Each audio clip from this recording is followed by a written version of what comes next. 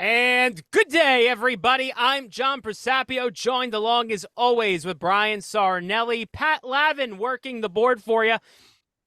And guys, I think it's a little bit of a different feeling this week. I know, especially your Mets, my Yankees. How we all doing?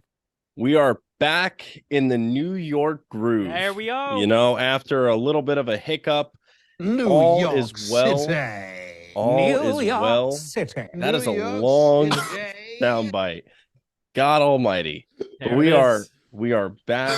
Everything is well in my end of the boroughs over in Queens. I'm sure you're feeling pretty good over there in the Bronx. Yeah.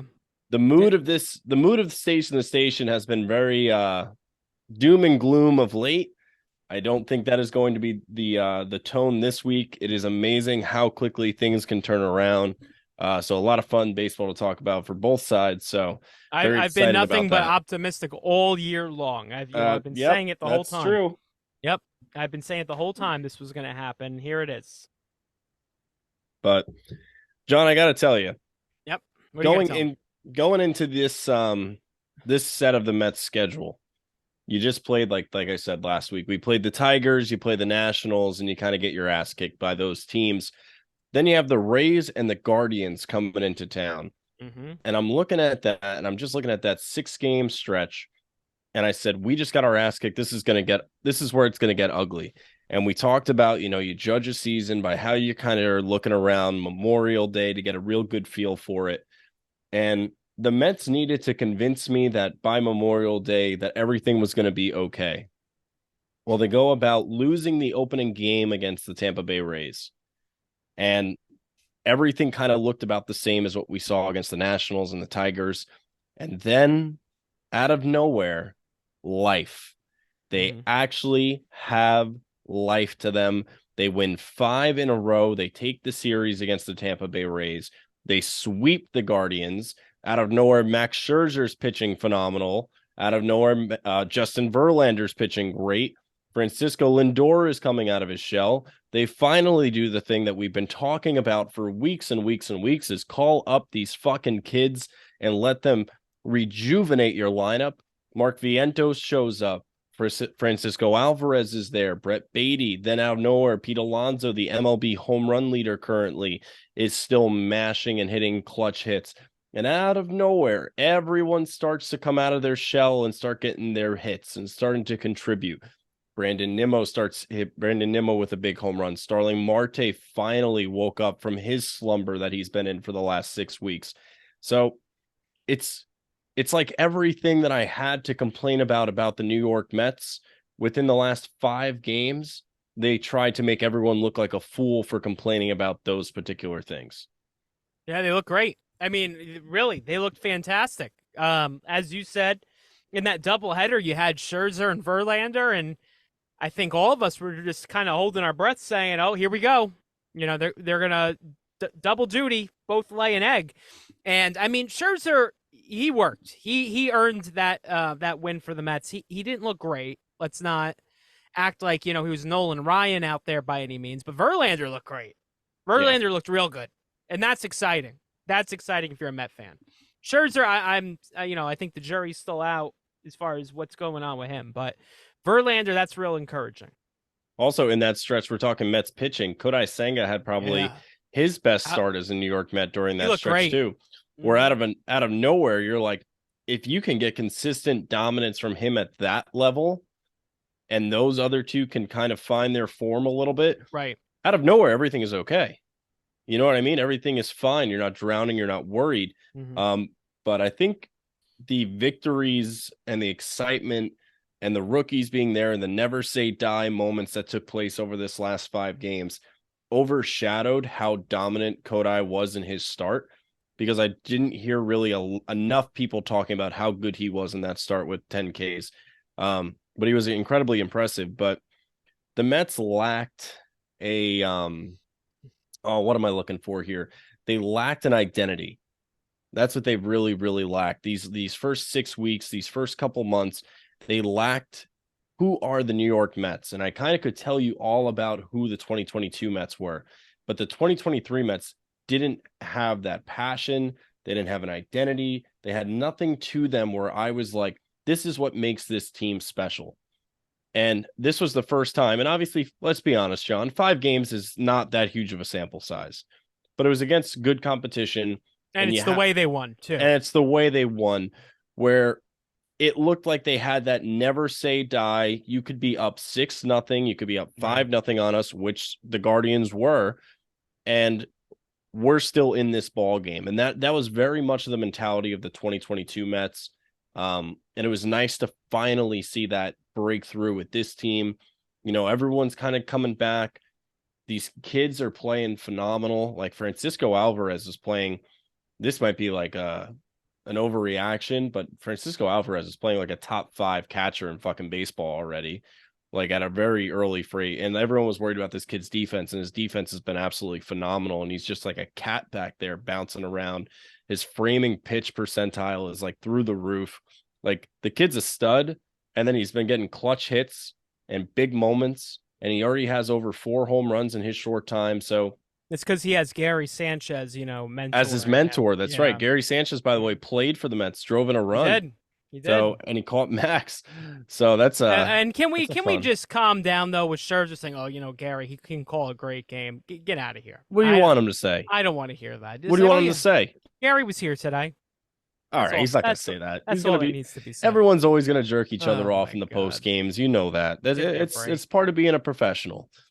Gotta do a little hanky panky. Did the Mets season, did it all turn around the moment they showed the Tampa Bay Rays logo on the scoreboard after the scoreboard went out? You could make that argument. Is this the new little twist? Because it seems like the Rays have been going in another direction since.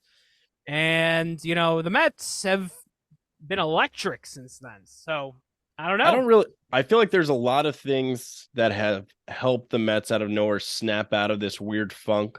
So you kind of hope it lasts. They're finally over 500 again after that 5-game win streak. They get up to 25-23. They are currently off as we're recording right now. They have a trip out to Wrigley, which I always love when the Mets play out in Wrigley. I think it's just one of those fun series. I like seeing that ballpark. I like seeing my team play at that ballpark. So I think I'm looking forward to that. But I don't really know who to credit for this, because there's so many guys who have just woken up. Do you credit the baby Mets for coming in and making this team have some life? Do you credit just Pete Alonso just stepping up in big moments? Like, I don't know if you have a guy in the Yankees that you can use as a comp for this, John, but the Mets used to have this player by the name of Lucas Duda. And Lucas Duda hit a shit ton of home runs as a New York Met, but they always were in garbage time. Like Mets would be down 6-0. Lucas Duda would hit like a solo shot, or maybe hit like 2 solo shots in like a game that they got their ass kicked. And Lucas Duda was like the king of, I'm going to hit a meaningless home run. I don't think Pete Alonso has ever hit like a meaningless home run. No, every single home run is a big moment, or like a lead taking home run, or I'm going to tie up the game here. Like, the guy doesn't get enough credit.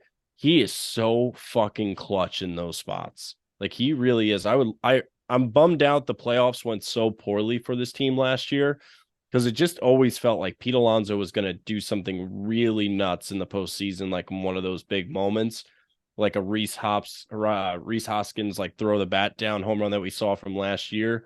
Pete is just destined for one of those moments in his career, because the guy just steps up in the biggest stage.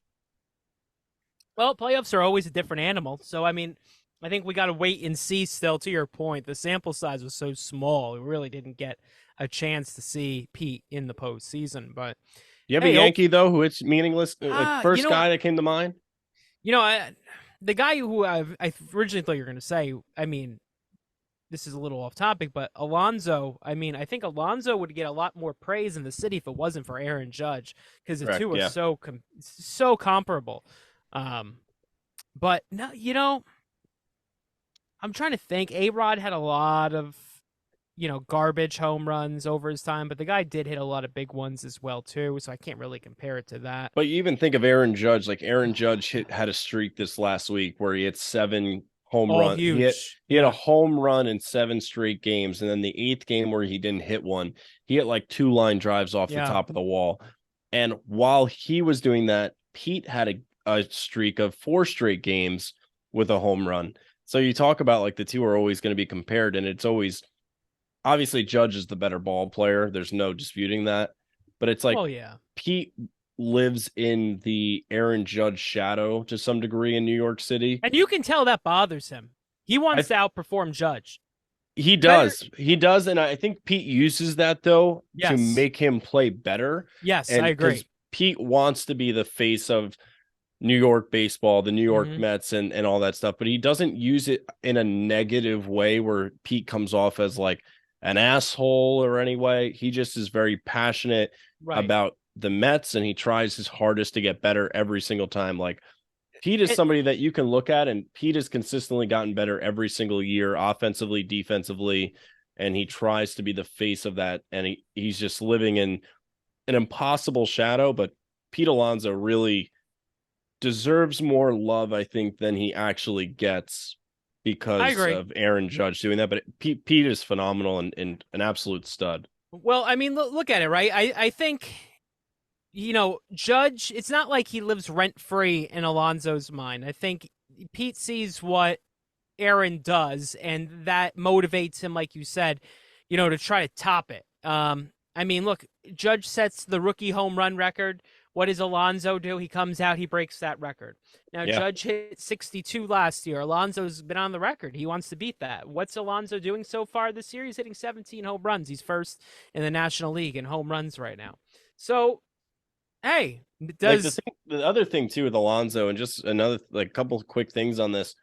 Pete led the league in home runs no, not home runs last year, but Pete had 40 home runs last year and led the league in RBIs, drove in over 120. And I think it's realistic at the end of this season that Pete hits two major milestones. And I've been thinking about this for a while, and I don't know why I haven't said it on air, and I still think it's early enough in the season to kind of like put this out there in the universe to be like I was on it first. But let me kind of like talk you through this. I'm just trying to pull up Pete's stats to make it easier on myself, not to go from the top of my head. So Pete has 163 career home runs right now. 163? 163. He has hit 17 home runs this year. Mm-hmm. I think it is possible that Pete Alonso hits his 200th home run this season. So you'd be putting him running, giving Aaron Judge a run for his money. So let's do some math for our listeners at home. 200 minus 163. He needs to hit 37 more home runs. He is at 17. That would put him at 54. Right. So Pete Alonso hitting 54 home runs. Yeah, I think he could do that. The second part of that is that he's currently at 421 career RBIs. I think he hits 200 home runs this year, and I think he hits 500 RBIs this year. You know why I think he can do that? It's a huge thing. He stays healthy. All he has to do, I don't want to say all he has to do, but if Pete Alonso drives in 120 this year, he's going to hit 500 RBIs. If he hits 54 home runs, he hits his 200th home run. Yeah. I don't think saying 54 is a crazy number for the guy already at 17 No. at the end of May. Yeah, no, I don't think so at all. I think he can do that. I think he's going to get I do think he's going to get close to Judge's record from last year. I don't think he's going to beat it just because it's a very hard record to beat. Judge, he had a few breaks here and there, and he's played healthy all last season.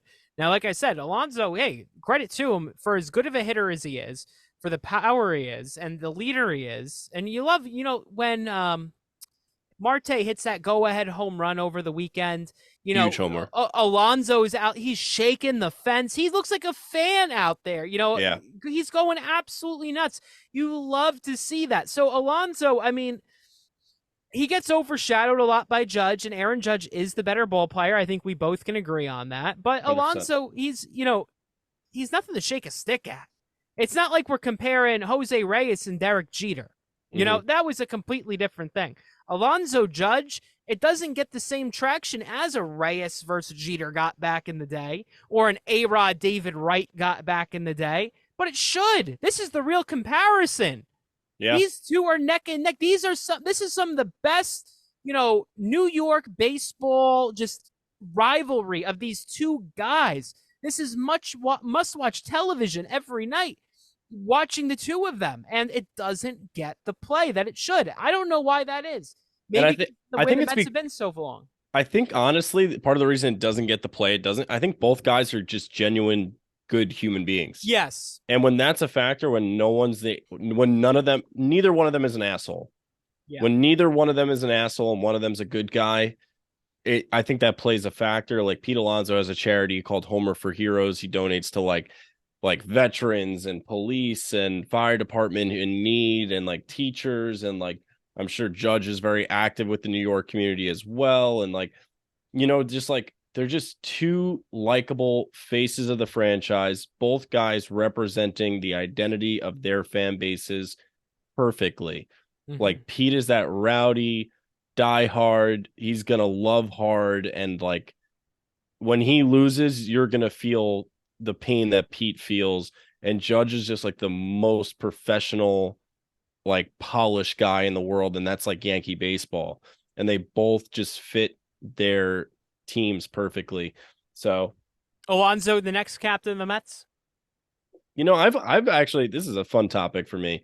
This topic has come up a lot amongst Met fans about who is the future captain of the Mets. I don't think let me go through a couple of no's right away. I don't think Francisco Lindor will ever be the captain of the Mets. I don't. Nope. I think a captain has to be homegrown, and I don't know why that's something that I think is a criteria. But I like having my captain. I think it helps. I don't know. I don't know if it has to be, because here's an example for you right now. That's a deep. Do you know one off the top of your head? Well, a captain that wasn't homegrown for baseball? No, he's not a captain. But if Aaron Judge was not a New York Yankee, right? I could see Anthony Rizzo being the captain of the Yankees. He's that good. He fits. Anthony Rizzo is as much of a Yankee as just about anyone. He fits the role so perfectly. Now, obviously, if Rizzo had been in the Bronx maybe a little bit longer, I think it's a little bit of a different story. I mean, he's getting up there in age, but I think he could have been a Yankee, and he didn't have to be a homegrown guy. But that's one, for example.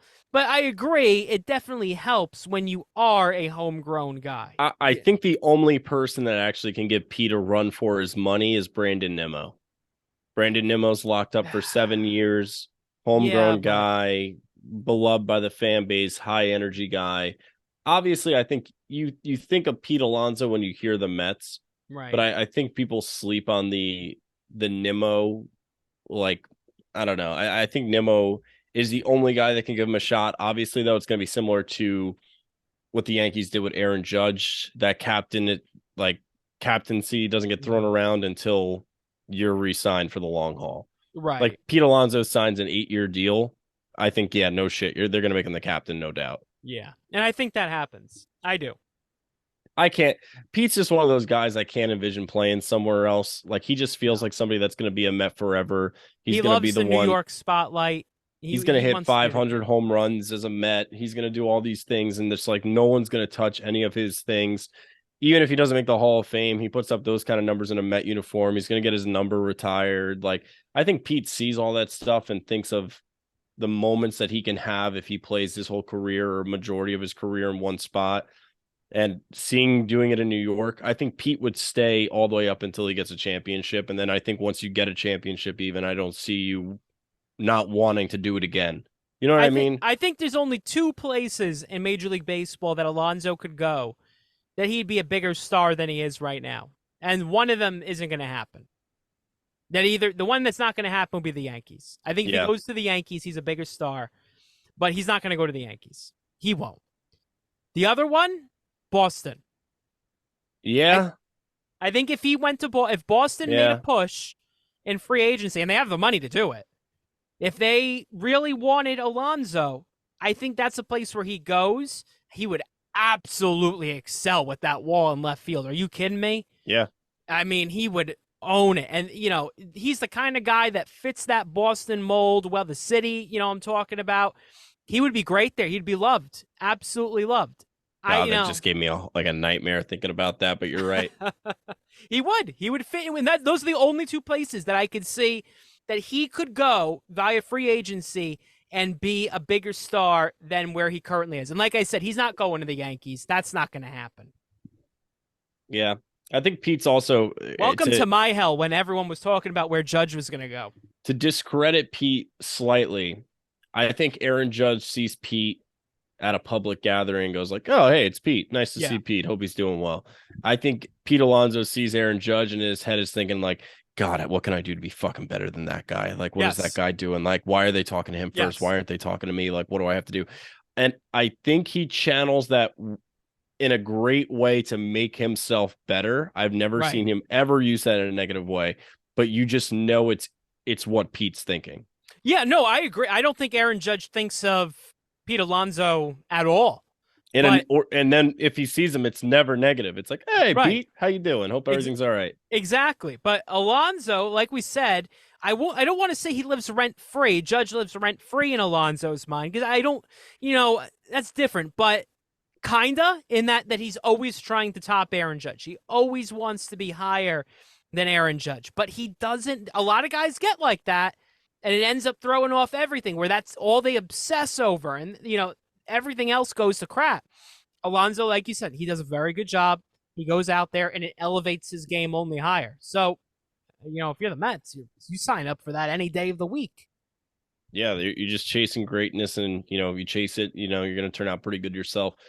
But nevertheless, the Mets are okay, John.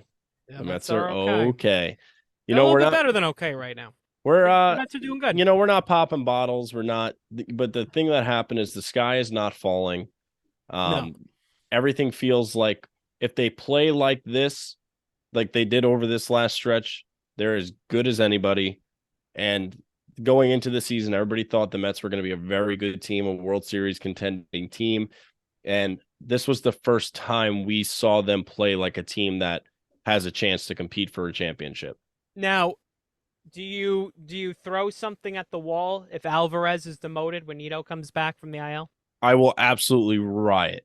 I will be unhinged if they send Francisco Alvarez. I think they're going to.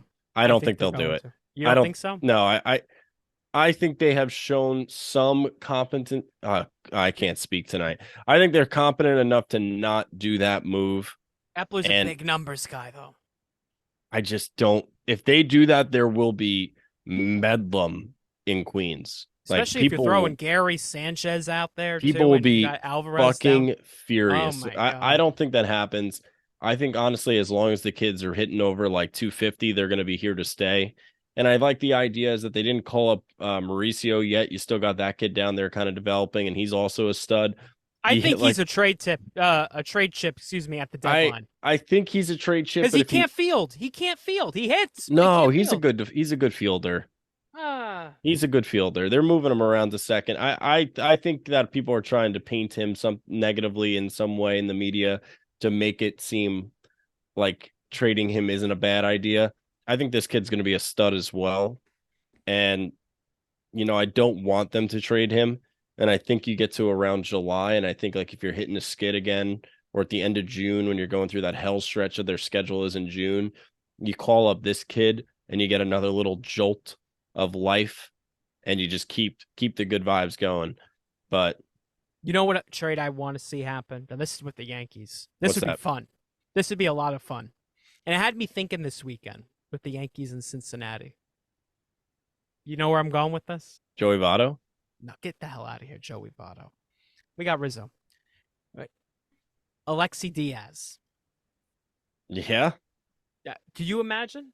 You want both Diaz brothers in New York? Could you imagine that storyline? That would be like when you had Billy Wagner and Mariano Rivera, right? Both Enter Sandman guys, which, by the way, was a joke that Wagner was playing Enter Sandman. I don't want to hear that he was doing it for a long time. But could you imagine that next year? You have Edwin Diaz closing games for the Mets. You have Alexis Diaz closing games for the Yankees. I mean, that'd be fun. That would be a lot of fun. The Mets have always been interested in him and trying to reunite the brothers on the back end, which would also just be something electric. But you know what? You look at the Mets, their bullpen's a little bit better shape than the Yankees is right now. They got some guys who are polished and who have been there before that you can kind of rely on. Like David Robinson has been absolutely fantastic this year. Brooks Raley kind of has steadied the ship. He was a little rough early on, but he's been a nice left-handed for them. Adam Ottavino's having a solid year again. My guy, Drew Smith. I'm a huge Drew Smith guy. I love, love, love Drew Smith. Speaking of Lucas Duda, that's who they acquired Drew Smith for back in the day, back in like 2016, I think, 2016, 2017. But Drew Smith is awesome. So they got like 4 guys that honestly they could throw in those back innings, and I could feel That's what I'm saying. relatively confident. It's the guys that they've been throwing in, like when we get into trouble and we have to fucking throw a reliever in like the 5th and 6th. Those are the ones where it's like we're just punting this shit away. And Buck Showalter, before we switch to the Yankees, Buck Showalter will do this thing that maybe you're familiar with, where the Mets will only be down like 2 or 3 runs. And it's like you're in like the 6th inning and you're like, this game is not out of reach at all.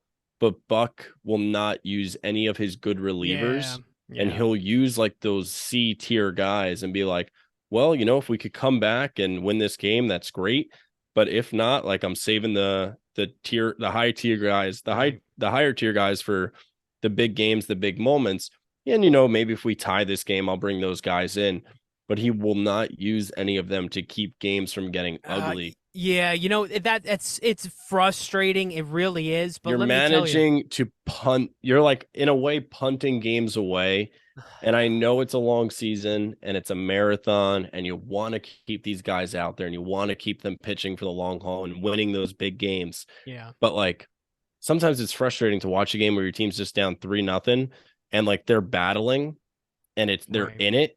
And they're bringing in a Tommy Hunter into the game. They're bringing like a Yacobonis, fucking Tommy Hunter. Right. We're just bringing in guys where it's just like, oh, all right, we gave up. So let's just, watch this fucking shit show that's about to unravel. But you know what, Brian? Let me tell you something. As someone who lived through Joe Torre, mismanaging the bullpen, I don't want to say mismanaged. He at the time there wasn't as much of an importance on it, but he would bring out these guys. Paul Quantrill, that guy's arm, father of Cal Quantrill, by the way. But Cal just started against the Mets this week. He did. Pitched well. He's not a bad pitcher. He's not. Wasn't he one of the ones who got into trouble with Terry Francona? It was like him. Was it Clevenger and him? Clevenger, yeah. Yeah. Right? What did they do? They did. Pat's gonna have to check on that one. They did something stupid where Francona got pissed with them. Yeah. God, I gotta remember. Pat, you gotta look that one up for us. All right. But yeah, Torre would run these guys out and he'd manage every regular season game like it was the postseason. Then what happens? You get to the postseason and these guys' arms were just blown out.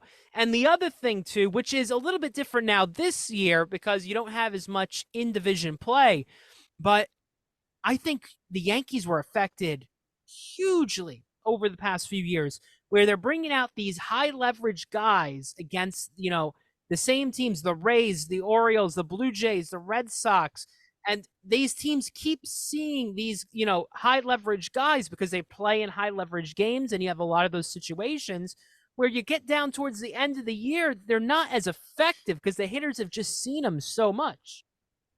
Yeah, I think that's fair. I think that's a fair take. It's just sometimes frustrating to watch absolutely. When you're watching May games get punted. I understand. That's why trade deadline acquisitions are so big. They really are so big. Because you get beefed up where it's like, Right. good, every guy that we're putting out there is competitive and good by this point of the season. But like you go through like these like trial runs to be like, hey, maybe we got lightning in a bottle with one of these guys. And then, most of them are what the back of the baseball card says they are. And you end up finding that out usually around Memorial Day, June, being like, hey, this is what this guy is this season. Please stop fucking us over. Or you need to replace him in July. Like you have now to look at that to replace this guy in July. Right. But that being said, that is the state of the New York Mets. You have a lot of positivity going on in the Bronx. I mean, just from afar, what Aaron Judge is doing. I was gonna say Aaron Rocks. Aaron Judge is doing is fantastic. Absolutely fantastic. Absolutely sensational. Aaron Judge is going to be an all-time great. Mm-hmm. Just like an absolute all-time great, first ballot Hall of Fame kind of guy. And he's special. And I think he's starting to get to that upper echelon for me where I don't know if you know this about me, and this is probably going to be an unfavorable thing to say. I love greatness. I do. I do. No, this is not like a weird thing, but I love athletes performing at the highest level and achieving historic careers. No, I yeah. think that shit is cool. So like Michael I- Jordan, that shit's fucking awesome. But Tom Brady, like I'm a Jets fan. but did you really appreciate Brady until Yes. he went to the Bucks? Yes, I did. Because I freaking hated him I until he did. went to the Bucks. I hated Tom Brady for the damage he would cause when we played him, but to see somebody that was viewed as the greatest of all time still going out there and winning championships and just beating people with just that pure competitiveness, like that shit is so cool to me. And I this is even going to be lame, but like even like I'm not a LeBron guy, like but like when LeBron is in the finals, I root for LeBron to win because I like saying that I saw one of the Yeah. greatest athletes of all time win like his fifth championship, win his fourth championship, win those things. I think I just like that stuff. So like I don't root for them necessarily in the regular season, Mm. but if like one of those like figures is in a Super Bowl or a World Series or an NBA Finals, I find myself pulling for them because I want to see greatness. You know, it's funny. Yankees.com has been doing this thing over the past week where they're asking players, No free ads. They're asking their players, to name their Mount Rushmore of Yankees. And you're getting a lot of answers, whether, Derek Jeter, Babe Ruth, and you're seeing some Aaron Judges on there too. And, it got me thinking, Aaron Judge, he might be as good as Mickey Mantle. And that's a name you don't throw around just loose. Mickey Mantle, right? There's very few people in this country you say the name Mickey Mantle to. They don't know, at least, he's a baseball player, even if you're living under a rock. And Aaron Judge, we might be witnessing this generation's Mickey Mantle. Now, Mike Trout was billed to be that. And I'll be honest, Mike Trout hasn't lived up to that billing. Mike Trout's been great. Don't get me wrong. But he hasn't performed up to, being a Mickey Mantle. And some of that's injury. A lot of that's injury. A lot of it's the situation where he is, out on the West Coast. He's on a horrible team, horrible ownership. They have no clue what they're doing. But I think there's a counter to that. I Yeah. think Judge is Mickey Mantle. I think Mike Trout is Willie Mays. Some would argue, though, that Willie Mays was a little bit better than Mickey Mantle, depending on who you talk to. Yeah, I think, but that's what I mean. I don't think it's like that. I think you could have that conversation though with certain people around baseball Right. and be like Mike Trout or Mike Aaron Trout's very Judge. good. And I still think there's still a decent like crowd of baseball that would tell you they still would want Mike Trout. I think right now, if anyone were to say that, I have a problem with that. I really do. I don't think realistically right now you can choose Mike Trout over Aaron Judge. I'm sorry. I don't. What are you basing that off of? How do I you just choose think that's just how people would react. No, I know. I I know you're not saying that, but that would be my reaction to I someone who would said also that. pick Aaron Judge, but I do think that if you put that poll out and had like every single fan base answer it, I think it'd be like 60-40 in favor of Judge. I mean, I would hope, again, right now, I'd hope that number would be a little bit higher. But are there going to be some who say this? Sure, because there's Yankee haters. The same people who wanted to give Ohtani the MVP award last year. Like, give me a break, okay? That's absolutely ridiculous. Ohtani had a great year last year, by all means. But you're going to tell me Aaron Judge didn't deserve the, American League MVP award last year? If Aaron Judge didn't get the MVP last year, then forget, if you're a Yankee at that point going forward, just forget it because they're never going to vote for a Yankee. The guy hit 62 home runs. But John, this is actually going to be weird. This is almost like I guess can I use this as my something sweet? Can Yeah, I use sure. this? Can I use this early? You never take it seriously anyway. Yeah. So go So ahead. I think this is me taking it seriously. Okay. If the Yankees were in the World Series, Yeah. I think I would root for them if it meant Aaron Judge getting his first ring. I don't believe that. I don't believe that. It I depends. don't believe that one. bit. As long as it's not the Mets. Well, obviously. I think I would be okay. All right, let me rephrase. I would be okay with the Yankees winning if it meant Judge got his first ring. I If think it was okay. for like Judge's Okay. like second and third ring, I would be like, okay, like that's fine, no more. I don't think you would actively root for the Yankees in a World Series. I get bothered by great players not having championships. Ken Griffey Jr. not having a championship bothers me. Yeah. Like there's shit like that really bugs me. And like I fucking hate the Dodgers, but to think that Clayton Kershaw wasn't going to have a championship fucking bothered me. Does it- like when it was like when Does it it was the change your opinion at all that it was a pandemic season?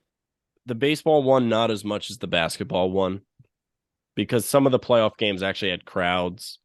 I could give them a little bit more. But only only the National League had crowds for the NLCS, and then the World Series you did have a little bit of a crowd.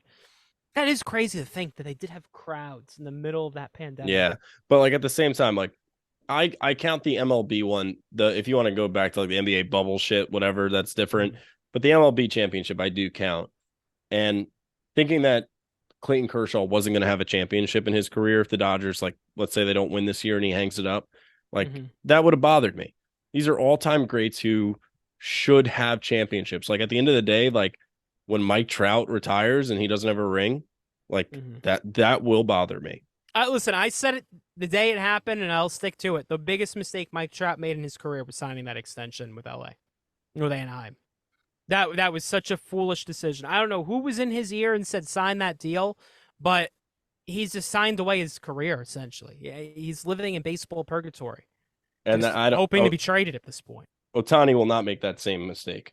No, he's out. He's out. Now the Angels are starting to begin their fall a little bit here. They're 4.5 games out. They're 5-5 in their last 10. The Astros are finally getting hot, of course. And then you have the Rangers, who've been exceeding expectations here. So think about the Rangers. The 2023 Rangers are the 2022 New York Mets. They're going to be that team that just like they're going to be winning the division all year long. Yeah. And then the Astros are going to get hot just enough at the end, win the division, and then the Rangers are going to lose in the first round of the playoffs. I mean, the Astros are only one game out right now, so I think yeah, but I think the Rangers by this are going to weekend, the Astros will have first place. I don't know. I kind of like this Rangers team enough. I think I said that before the season started. I like this Rangers team. I think they're gonna be pretty good. They're gonna make the playoffs, I think, and I think they're gonna be competing for the division all year. And I think they're gonna fall short in September. I don't think Houston like runs away with this division this year. But my point being is that Anaheim's starting to begin their annual free fall a bit here. It'll be interesting to see if this continues. Ohtani's going to be shipped out. Where does he go? You cannot make the same mistake that the Washington Nationals made with Bryce Harper. I think that was one of the biggest fumbles ever, where they knew he wasn't going to re-sign. They had teams trying to trade for him at the deadline. Yep. They did not move him, and then they did not offer him a contract extension. And it's like the prospect haul that you would have gotten by sending Bryce Harper to a World Series contender would have been fucking massive. Well, and I think that played into their decision with Soto too. You just can't fucking do it again. Right. And I'm happy to see the Nationals have learned from that, I guess. I thought about the 2019 Nationals the other day. 2019 Nationals were fucking stacked.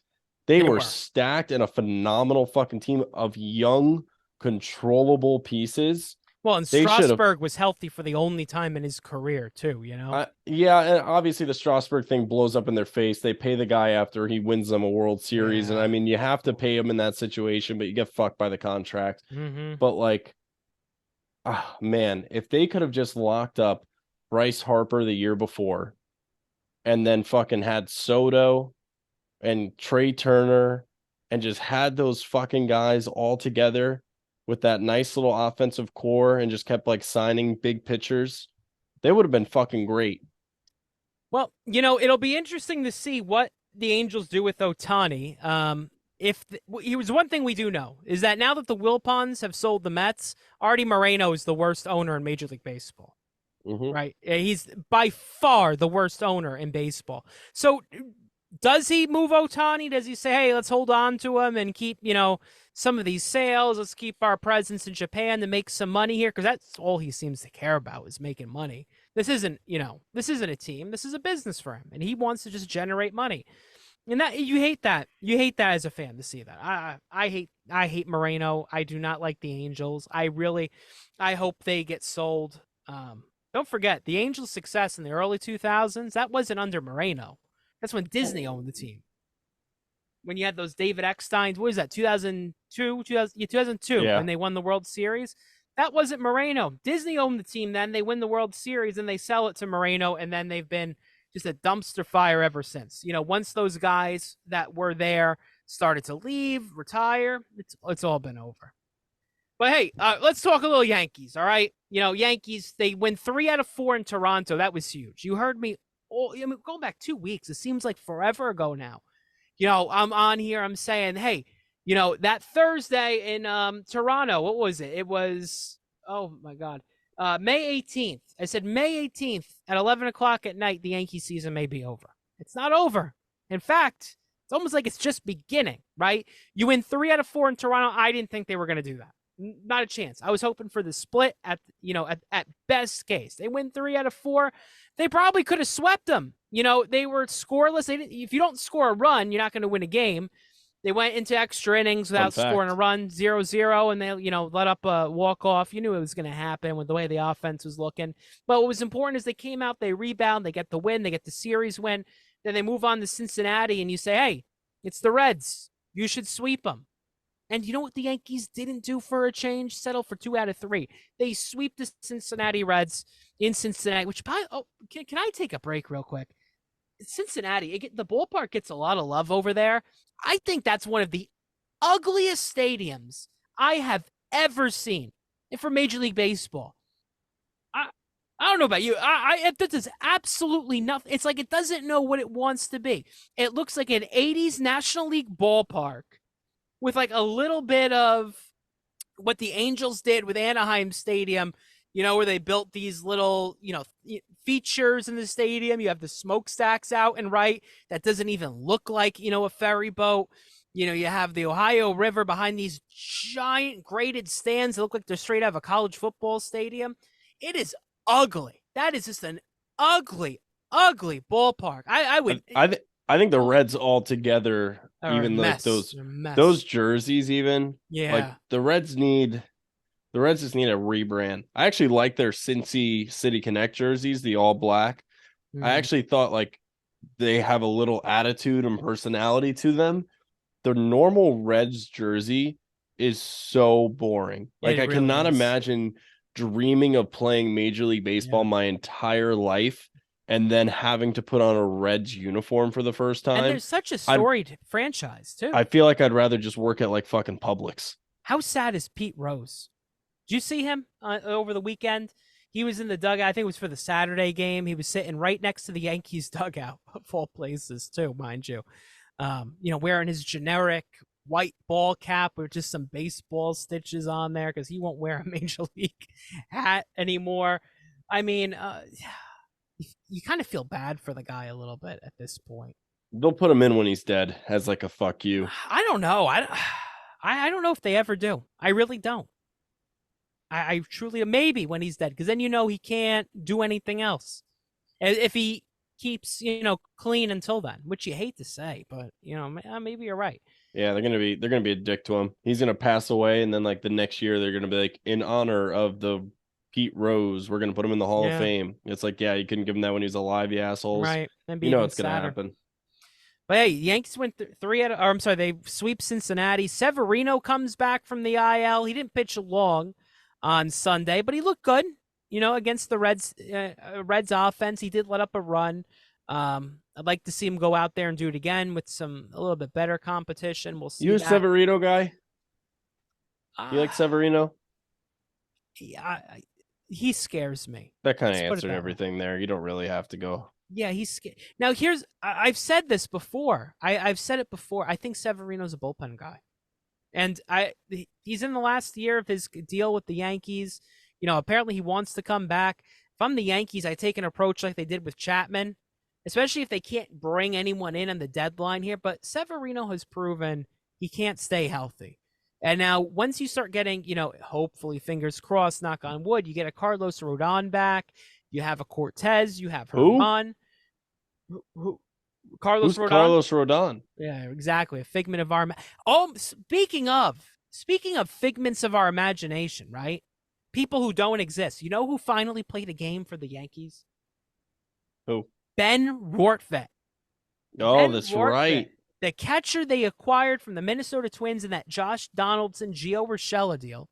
He was the other player who came with Donaldson. And we heard about Rortvedt. Oh, this guy, he's jacked out of his mind. Look at his biceps. Hasn't played at all. We all thought he was made up. Then a picture comes out of Tampa Bay of him rehabbing. And, I didn't buy it. I thought this was one of those Chat GPT AI things that they made up now. I didn't actually believe it. But he came into a game, and he looked pretty good. He looked pretty good, Brian. Now, if Rortvedt, if he's something, you got a very tough decision coming down the road here when Jose Trevino comes back from the IL, right? That would probably lead you to believe that Kyle Higashioka is the odd man out. And speaking of odd men out, how do we go this long? How do we go this long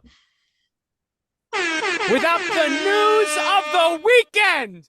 Yankee fans were dancing in the streets on Saturday afternoon when our phones buzzed, and we all did its double take. We couldn't believe it was true. We thought maybe Hal sold the team to Aaron Hicks, but no, we couldn't. We had to read it like 5 times over. The Yankees designate for assignment Aaron Hicks, and that spoke volumes to me. Because the Yankees, I've been saying it, Brian. How long have I been saying it? That Cohen's not afraid to cut ties with someone if they don't perform, and he'll eat the money. Well, what does Hal Steinbrenner do? What does Brian Cashman do? They trade with the Red Sox of all teams to bring in Greg Allen, and they designate Aaron Hicks for assignment. Now, what this means to me is one thing here, right? You trade for Greg Allen. Now, people are out there saying, obviously, they weren't going to do anything with Hicks until they found a suitable replacement. Don't tell me Greg Allen was the suitable replacement for Aaron Hicks. Now, he's a replacement. Don't get me wrong, and he does check a lot of boxes. He's a guy who's used to coming off the bench. That's big. He's got a lot of speed, and you love that this year, right? And you have Volpe, who already has great speed. You have this guy in there, Greg Allen, as well, too, who's a pinch runner. And it proved dividends on Saturday in the extra inning game as it was. He scored the game-winning run. Well, go-ahead run from second base with the ghost run. And they bring Greg Allen. He scores. But that's a piece they need. But Aaron Hicks, the reason I believe he's DFA'd, I think you have to look at the writing on the wall here a little bit. Because a lot of people have been saying to me, hey, why did they cut Hicks when he just started to play well? Well, I think that he started to become more of a nuisance in that clubhouse, right? He's been very outspoken that he's not happy with his role on this team, his playing time. It hasn't been good for him. And I think now that he's actually, he was swinging the bat a little bit better and he still wasn't getting those reps, it seemed like he was getting to be a bit of a problem in, the clubhouse. And if you listen to the Yankee game on Saturday when Yes came on the air, you had Ryan Ruocco and Paul O'Neill calling the game. Paul O'Neill, if you listen to it, he kind of alludes to that. Now, he doesn't say that was with certainty, but that's Yankees state television, the S Network, okay? Paul O'Neill isn't just spitballing. I think Paul has a little bit of an inside knowledge as to what's going on. And I think Hicks was starting to become more and more of a problem. And they finally said, all right, let's go. We can get Greg Allen. That fits the role. And I like the move, bringing Greg Allen. But Aaron Hicks, his days with the New York Yankees have come to an end. Can you say something nice? Can you say something nice about Aaron Hicks? Yes. He handled it well. No. He did. He handled That's it not well. nice. That's not nice. What? You saying what do you want to compliment his credit score? I don't know. No. You're saying the Yankees fired this guy, and you're telling me after an 8-year career with the New York Yankees and some decent moments over that 8-year career, The only thing that you have to say to this man is he handled being fired well. I don't have much. I mean, there was some good moments. His What home about run? thank you for blank? Thank you for taking what $40 more million over the next 2 years while you play golf, Aaron. What is the biggest moment in Aaron Hicks Yankee history? Probably the game-tying home run against the Astros. That was, I think, last year. Or you go back a few years, that catch he had in Minnesota, games on the line. I want to say it was 2019 or 2018. His extra inning game in Minnesota. I want to say Chad Green was pitching. I could just picture, that clueless face of his after a big line drive in between left and center, and Hicks laid out, makes the game-winning catch. One of the better catches you'll ever see, as a matter of fact. But All right, thank him for that catch. yeah, thanks for the memories. All I right. enjoyed it. And thank you for, now lowering my blood pressure a bit. You're going to miss the rants. What team you think he goes to? He's not done. No, he's not done. He'll find. In fact, I think actually he gets picked up on waivers. I think the Yankees end up trading him. I don't think it's going to be a release. I hope he goes somewhere where he can thrive. I hope he can go to, What if he goes to Boston and haunts you? What if he just fucking turns it on in Boston? It pissed me off. If he goes anywhere and he turns it on, it's going to piss me off a little bit. But he wasn't going to do it with the Yankees, and he had to get out. It was time to go. It was never going to work. It was never going to work here. He needed to get out. Can I make you feel better? Yeah. I'm looking at this stat right now. I think this is pretty crazy. We're looking at Aaron Judge through his first 37 games played this year. Okay? Compared to last year, his first 37 games. Home runs last year, he had 14 home runs at this point. This year he has 13. Last year he had 30 RBIs. This year he has 29 RBIs. Last year he had 32 runs scored. This year he has 30 runs scored. Batting average is a little 25 points off, but OPS is basically the same. So you're saying there's a chance? He's basically repeating what he did last year, which everyone's like, this guy's going to have a huge drop off and no way he could keep playing at that ridiculous level. Well, through the first 37 games, the first quarter of the season, he's still playing at this same ridiculous level, which don't is just forget he missed 10 games. Nuts. He didn't do that last year. He's missed 10 games. Okay, but this says through his first 37 games played. Okay, so this factors that in. Yeah. Okay. Maybe listen, you fucking idiot. Well, you said a lot of fucking things. What, you want me to remember all of it? Hey, so let me before we say something sweet and wrap it up here. I already said something sweet. You want more? Well, I got something sweet to say. Before I say something sweet and look ahead, wrap things up, I want to talk about a little something that happened over the weekend, Brian. Okay. Now, what do you want to talk about? Brian and I, if you listen to Station, you might have remembered from a few weeks ago, we had a conversation. We said a little, argument that we said, well, Brian said neither of us could pitch in the 70s. Neither of us could hit 70 miles an hour if we tried. And I said, no, we probably could come close. And then he said, I know I can throw harder than you. He goes, if accuracy isn't an issue, I'll throw harder than you. And I said, no, you won't. So what happened? We go out, we buy a radar gun. We went out to the field and we put it to the test. And now I don't want to give any spoilers, but the best man won. The best man won, and that was good. We love to see that. We love to see it. And if you haven't seen it yet, go to our YouTube page, S2, letter S, number 2, Station Pod.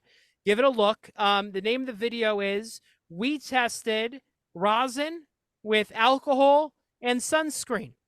And spoiler alert, we test rosin with alcohol and sunscreen. And I think we were a little bit impressed by the results of what we saw as well, too. It's a video. It's a video. It absolutely is. Make sure to check it out. It's a good video. It really is. Make sure to look at, like I said, the best man won. It was a good one for sure. We love that when everything happens the way it should. Give it a like. If you haven't followed us on YouTube, S2 Station Pod, make sure to subscribe, ring that notification bell. Also, check us out on our socials. We're on Instagram, TikTok, and Twitter. Same thing. Letter S, number 2, Station Pod. Follow us on all those. We're very active, especially on YouTube.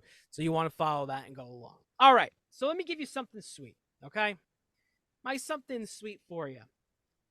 How about Verlander and Scherzer over the weekend, right? Like I said earlier, you have a doubleheader, and going into it, you're thinking worst case scenario by far. You're like, oh, here we go, just based on how they go. As I said, Scherzer, he toughed through it. It was a battle. He worked through that start. He came out. He gave you everything you wanted and more. It was one-run ball Scherzer threw. And then what happens? You have Verlander come out as well, too. Verlander, I mean, he looked every bit the Justin Verlander that you signed. You love that. And I thought he was. I got a little scared after the first 2 starts. I'm like, if you're getting 50 cents on the dollar now with Verlander, you'll be happy. And I was just figuring age, but he made me eat my words. Now, again, that's a start against Cleveland. It's not like they're playing the NL All-Stars by any means here, but he looked good. I loved it. Hey, the Mets, if those 2 start pitching, the Mets are going to go off. All right? It's plenty of reason to be optimistic as a Met fan. So hats off. Good job. Scherzer, good job. Verlander, a great job over the weekend for the Metropolitans all around. Now, speaking of the Metropolitans, as we say, they take 2 out of 3 against Tampa, sweep Cleveland. They're off tonight as we record this. Monday, May 22nd, and they hit the road. We got a 3-game set with the Chicago Cubs running through Thursday. Then you have Colorado in Colorado over the weekend before having another Monday off and returning home to take on the Philadelphia Phillies. On the other side of town, the Yankees are finally coming home. This is a big series they got coming up. They're hosting Baltimore for 3 games in the Bronx, all 3 at night. You do have a prime game sprinkled in there just to, tick everyone. Can this stop, by the way? Can this stop? This whole, I got to have 9,000 different streaming services to watch a friggin' baseball game. Listen, the Yes Network's one thing, right? But now I got to get friggin' Peacock. I got to get Apple. Prime, right? The Peacock and Apple are ridiculous. First of all, the friggin' national nonsense. But Sounds like a children's book. Yeah. Oh my God. The Peacock and the Apple. And the Peacock, it's at the crack of dawn on Sunday too, which, it's a little bit inconvenient, but I do kind of like the 11 o'clock start on Sunday because by the time the game was over, it's just almost 2. You're able to go out, do a few things. When you have that 1 o'clock game, especially if it drags on, it's late on Sunday, you don't want to go do anything. So that was nice, a little bit. But again, I got to get another subscription service. Really? Major League Baseball, you're trying to grow the game. Meanwhile, you have this nonsense going on. You still have blackouts left and right. Get rid of the blackouts. Let's stop with all the add-on services. Enough. Enough's enough.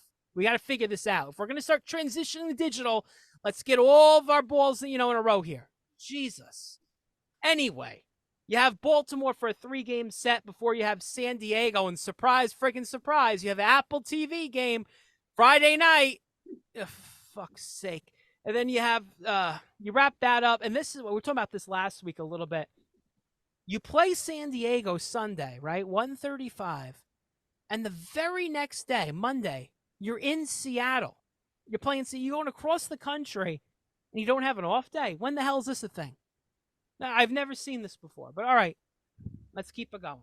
Yeah, you got Seattle then after that. Yanks look to keep improving. They got to win this series against Baltimore. Don't let San Diego be a letdown series. They haven't been playing great, but don't take them lightly. You have to go out there, win at least 2 out of 3 from San Diego. All right. You're laughing. What are you laughing at? Nothing. I hate Apple TV, okay? I hate the Apple. I hate the Peacock.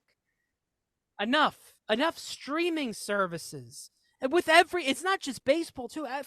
Fucking everything. I'm going to have a different streaming service. Pretty soon, to pass gas in my house, I'm going to have to subscribe to like TLC Go. Jesus. Enough. I think what I'm gonna do with you is if anyone's ever watched the show The Office, where it's like where they just give like Creed a laptop and they're like Creed thoughts and they just let him type in a Word document. I think Pat and I are gonna just set up like a fake Zoom and let you talk endlessly into like the void and just be like, yeah, that was episode 9 of Station to Station, and then be like, all right, Pat, but like now we'll start the episode. We'll let him really get it all out for a while. Yeah, that's what we're gonna do. We're gonna do www.johnthoughts.com, Yeah. and you could just get all this stuff off your chest. All right. Well, we hope you enjoyed episode 9, Station to Station podcast for Brian Sarnelli and Pat Lavin. I'm John Persapio. We'll see you next time, everyone. Take care.